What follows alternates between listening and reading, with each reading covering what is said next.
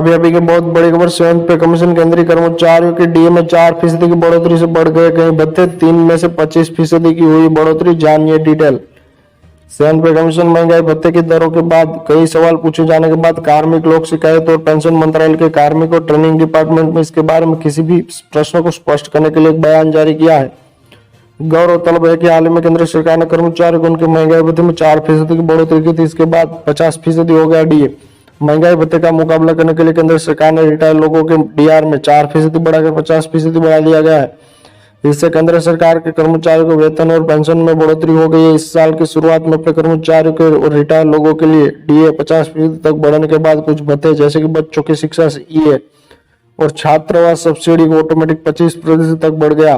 कार्मिक लोक शिकायत और पेंशन मंत्रालय के कार्मिक और प्रशिक्षण विभाग में 25 अप्रैल 2024 को जारी ऑफिस मेमोरेंडम ओएम के मुताबिक इस विभाग के ओएम पैरा 2E को संदर्भित करने का निर्देश दिया गया। सीईए और हॉस्टल सब्सिडी की संशोधित सीमाएं निम्नलिखित होगी।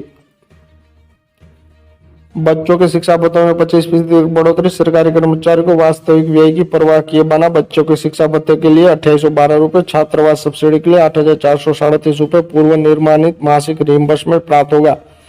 दिव्यांग बच्चों के लिए भत्ते में 25% तक बढ़ोतरी, दिव्यांग बच्चों वाले के सरकारी कर्मचारियों को उनके वास्तविक व्यय की परवाह किए बिना प्रति माह निर्धारित 5625 रुपए की मानद राशि को दोगुनी राशि मिलेगी।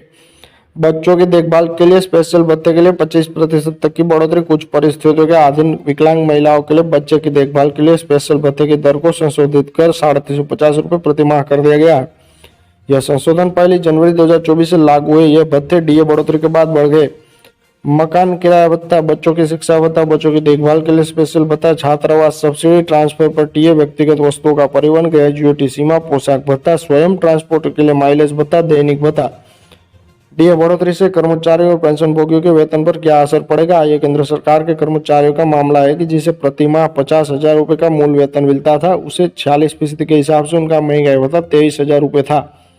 जो डीए 50% बढ़ने के बाद उनका महंगाई भत्ता बढ़कर 25,000 रुपए हो जाएगा, तो उसे 2,000 रुपए अधिक मिलेंगे। 7th पे कमीशन केंद्रीय कर्मचारियों के डीए में 4% की बढ़ोतरी से बढ़ गए कई भत्ते, 3 में से 25% हो गई बढ़ोतरी, जानिए डिटेल। जी हाँ, इस वक्त की बहुत बड़ी अपडेट निकल के सामने आई है। सभी केंद्रीय कर्मचारी, राजकीय कर्मचारी, पेंशन भोगी और भूतपूर्व जवानों का हार्दिक स्वागत है आपकी अपनी भरोसेमंद यूट्यूब चैनल में। इस वक्त की बहुत बड़ी खबर निकल के सामने आई है। केंद्रीय कर्मचारी और पेंशन भोगियों की होगी बल्ले बल्ले।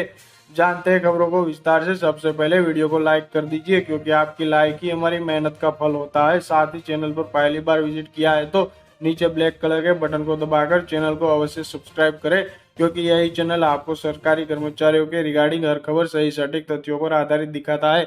ऐसे में ज्यादा समय ना लेते हुए अब तक की जान लेते खबरों को विस्तार से। बड़ी खबर की बात करें तो इस वक्त